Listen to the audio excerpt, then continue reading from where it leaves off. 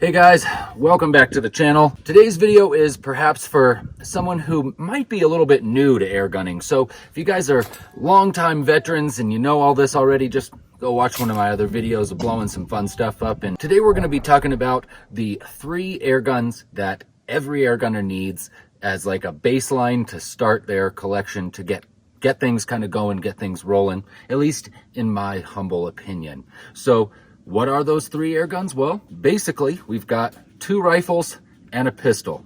Today, I'm going to tell you guys about why I think those are the 3 choices that you need to get started with. These are not the exact specific guns per se that you need to get started with, but they're 3 really good choices. So let's roll right into it and get started with the break barrel. So on the table here, I've got my Gammo bone collector with a nice wood stock. This has got the 10X swarm mechanism up there for your fast follow-up shots, and it operates very basically, very simply. All you have to do is break the barrel all the way down, all the way back up. It automatically loads a pellet out of this 10-shot magazine for you. Get on target, pull the trigger, and that's it. You don't need any way to fill these guys up. Pretty much shoot infinitum. As long as you've got pellets, you've got trigger time to be had. So that's why a break barrel is really kind of like your starting point, because you don't need anything else to go along with it. And even once you have other air guns added into the collection, being able to still have a break barrel for the simplicity, reliability, and in case of there's a time when you don't have easy access to high pressure air, you can still be out there shooting. So number 1, first gun everybody, if you're getting into air gunning, needs to get, unless you're just made of money and you're going to buy them all at once, is go ahead and start with a break barrel. Now, this Gammo bone collector is a great choice. I've had good luck with it. I've had good luck with my other Gammo guns, but you don't have to get a Gammo. I mean, I just did a review on a BSA. That thing shot like a beaut.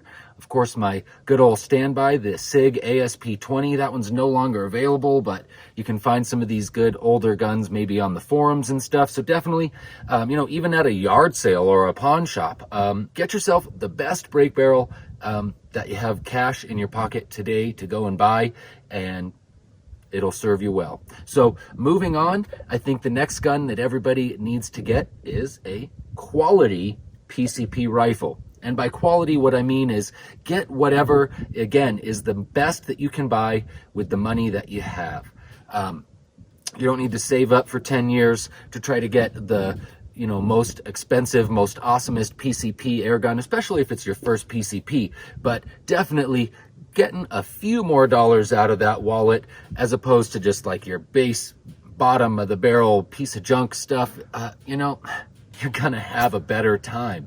I mean, it's just, there's no 2 ways around it. Today on the table, I've got my BRK Commander XR, and this is a really fine PCP air gun. Even has some party tricks up its sleeve like that with the folding stock. This is a 25 caliber with a side lever operation and a 10-shot rotary magazine. It also has your carbon fiber bottle, fully shrouded barrel. I mean, this thing pretty much has it all. Now, do you need all of that to get started? No, but you're definitely going to appreciate every dollar that you put in to your PCP, and a couple more bucks in the beginning is going to make a couple less headaches, more than likely, throughout the process of ownership. So I can fully recommend these BRK or Brocock PCPs. Daystate makes some great stuff. We've got good choices, of course, from Umarex and Western Air Guns. And of course, the Ed gun is really cool. The Hubin, Evanex. So there's lots of good quality manufacturers out there. Find one that you like and get the best one that you can afford. So once you've got your bases covered with your 2 rifles, I think the next thing to add into the mix is a pistol. So this is the Evanex Viper 30 caliber right here.